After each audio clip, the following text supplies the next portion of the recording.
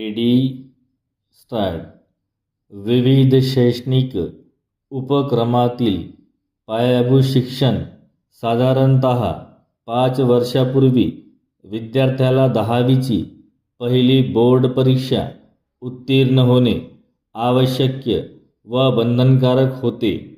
ही परीक्षा उत्तीर्ण झाल्यानंतर कोणत्याही उच्च व्यावसायिक तांत्रिक शिक्षणाच्या प्रवेशास विद्यार्थी पात्र ठरत असे.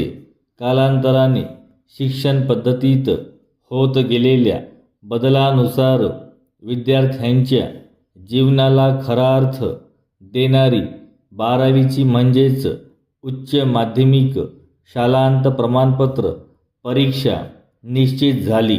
महाराष्ट्र राज्य माध्यमिक व उच्च माध्यमिक शालांत परीक्षा मंडळातर्फे ही परीक्षा घेतली जाते. डॉक्टर, इंजिनियर होण्यासाठी नव्हे तर इतर व्यावसायिक अभ्यासक्रमासाठी 12वी उत्तीर्ण ही आवश्यक किमान पात्रता ठरते. त्या परीक्षेत मिळणाऱ्या गुणांवर अनेकांच्या आयुष्याचा डोलारा उभा राहणार की कोसळणार हेही ठरत असते. परिच्छेद. सध्या केंद्रीय प्रवेश परीक्षा पद्धतीमुळे मात्र या परीक्षेचे महत्त्व कमी होत चालले आहे. वैद्यकीय अभियांत्रिकी, व्यवस्थापन विधी, संगणक सारख्या विद्याशाखांसाठी केंद्रीय प्रवेश परीक्षा पद्धतीतले गुण ग्राह्य धरले जातात. 12वीच्या परीक्षेत 92% गुण मिळाले असले तरी या विद्यार्थ्यांचा वैद्यकीय किंवा अभियांत्रिकी शाखेतील प्रवेश केंद्रीय प्रवेश परीक्षेतल्या गुणावर अवलंबून असतो. त्यामुळे 12वीच्या परीक्षेची गरजच काय असे प्रश्नही वेळोवेळी उपस्थित केले गेले आहेत. आता तर काही स्वायत्त शिक्षण संस्थांनी व्यावसायिक अभ्यासक्रमासाठी स्वतःच्याच प्रवेश परीक्षा ठेवलेल्या असतात. या संस्थांमध्ये प्रवेश मिळविण्यासाठी त्यांच्याच परीक्षेत मिळालेले गुण हीच पात्रता असल्याने त्यांच्या वेगळ्या परीक्षा देणे गरजेचे ठरते.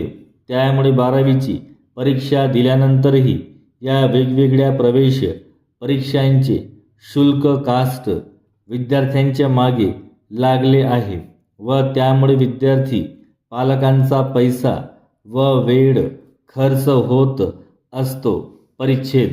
याचा परिणाम म्हणून ग्रामीण भागात सामूहिक कॉपी करण्याचे प्रकार मोठ्या प्रमाणात आढळत असले तरी शहरी भागही त्यास अपवाद नाही.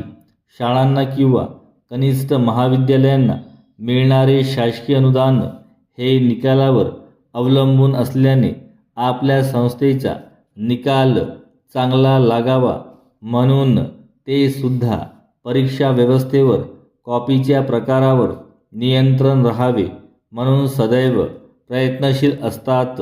त्याचप्रमाणे आपल्या संस्थेत आयोजित करण्यात आलेल्या परीक्षांमध्ये व संस्थेच्या प्रशासनामध्ये पारदर्शकता ठेवण्यासाठी प्रत्येक संस्था प्रयत्नशील असतात.